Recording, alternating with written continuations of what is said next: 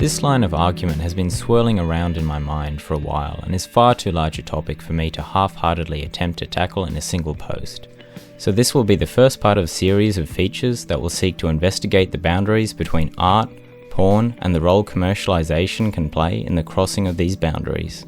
By no means will this series be exhaustive of the subject matter, nor will it have definitive answers to any problems I discuss, but I do hope it will provoke thought on the subject matter. Firstly, it should be noted that by art, I'm discussing forms of culture, be it movies, TV shows, or traditional high art, such as paintings or sculpture. By the same token, porn here refers to anything that is masturbatory, that is to say anything that is purely pleasurable or concerned only with gaining a positive emotional or physical reaction. To boil this distinction down into a crude example, I would argue that American Beauty is a piece of culture, a movie that has great complexity and a barrage of intelligent concepts contained within, many of which will challenge your own perceptions of your own life, while American Pie is masturbatory, concerned with escapism, gross-out comedy, and the wholesale objectification of women in order to appeal to a teenage male demographic. Subjectivity cannot be stressed enough here. If you think American Pie is a brilliant piece of satire, or American Beauty is a pretentious load of wank, you aren't wrong, that's entirely your opinion, but so is this video. In all probability, you and I will not see eye to eye, and that is not my aim at all. Bear these disclaimers in mind while watching the rest of this video. The first thoughts I started to have on this topic were largely formed by two events. The first was doing a week on mass culture theory in one of my university courses, which argues that with the mass production of media for commercial purpose, media becomes a calculated set of elements created specifically to be consumed, that it will only reflect and support the dominant ideas of the most profitable audience, and is largely of no value to society in any way. I don't particularly agree with these assertions, but I think in regards to the relationship between profitability and the likelihood of the value of the art, culture, or media being lessened, the theory does have a valid and perhaps even important point to make.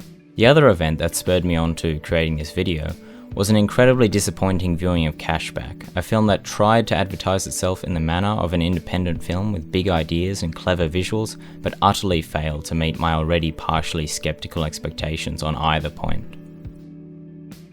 Cashback, for context, follows a man who cannot sleep after his relationship ends badly, and after having nothing better to do starts working night shifts at a supermarket. In finding the incredible boredom of his job, he begins to discover that he can freeze time, which he does in order to partially or wholly undress women in the store in order to draw them. He is, after all, an art student. Tack onto this an awkward romance and some of the shallowest representations of women I've ever seen, particularly on the nose given how the film reeks of an appreciation of itself and how clever the ideas within it are. Films like Groundhog Day or Eternal Sunshine of the Spotless Mind more or less did everything this film does far better, and didn't make the mistake of making the main character a wooden plank that makes Daniel Radcliffe look like Daniel Day-Lewis. I went into this film with a cautious but skeptical optimism, thinking the trailer was an amalgamation of all the worst parts designed to sell the film to people uninterested in the art house style it claimed to be a part of. An average trailer for an interesting movie. Sadly, the film was ultimately less interesting than the trailer, and as a shortish film of around 98 minutes, one that astoundingly manages to say only what might have fit into a 3-minute YouTube video. Suffice to say, I don't recommend it. Of course, to imply that it was commercialization that made the film as disappointing as it was would be naive and plain stupid, but it certainly played a part. Cashback's sensitive artist-type protagonist is only interested in drawing attractive women, and exclusively in a realistic style in black and white, pencil on paper.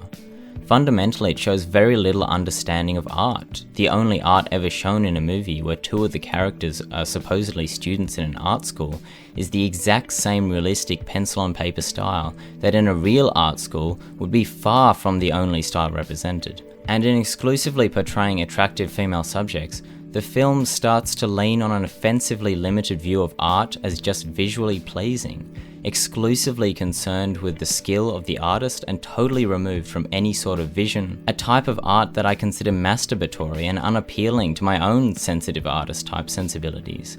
And the less said on the female characters and their roles as plot points for the male characters, the better. Of course, it can be assumed that the film would be far less attractive to the target audience if the film stripped male patrons. But as a film about the pursuit of beauty, isn't it awful that the film only shows it in naked supermodels? I could be wrong, maybe all the supermodels shop at night and the film is totally accurate, but I very much doubt it.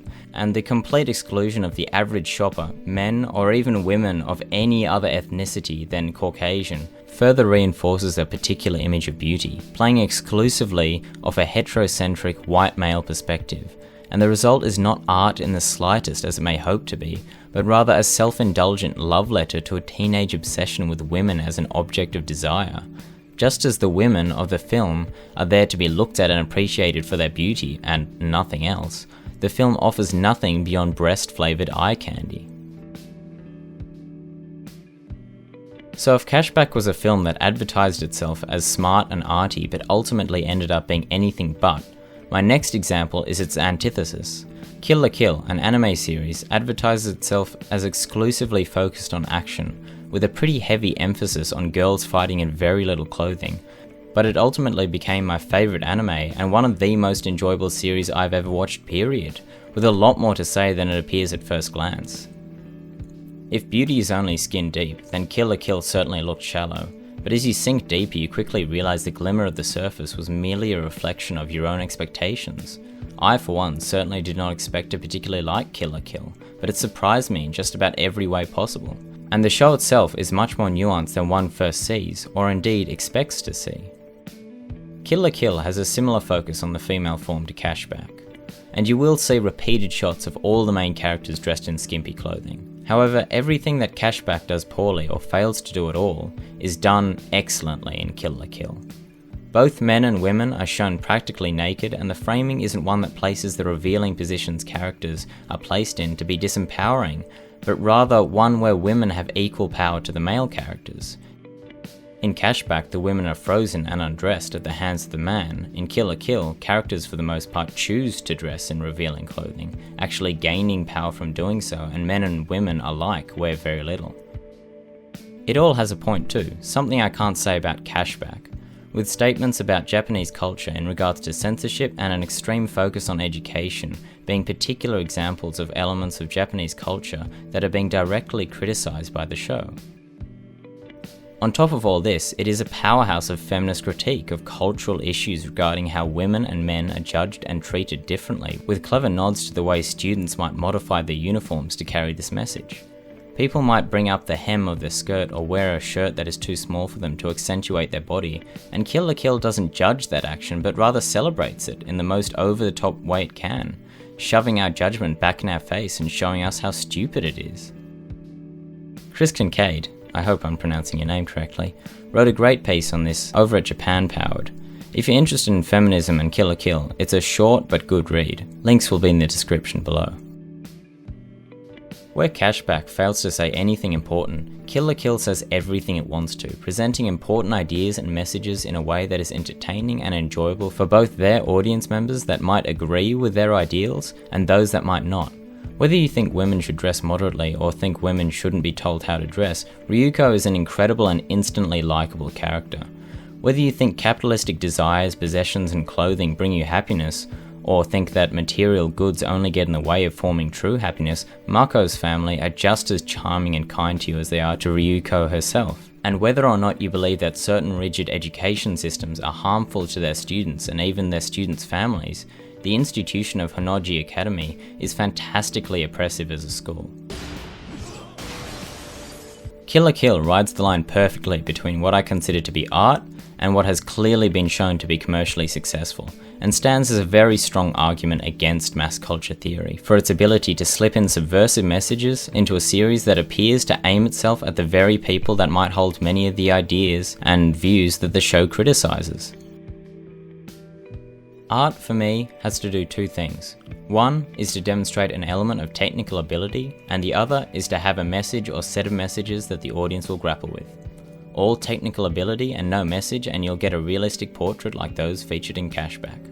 All message and no technical ability and you'll get a shitty YouTube video. Kill la Kill hits both marks perfectly. The art direction is beautiful, and the editing, music, dialogue, characters and ideas all live up to the wonderful visuals.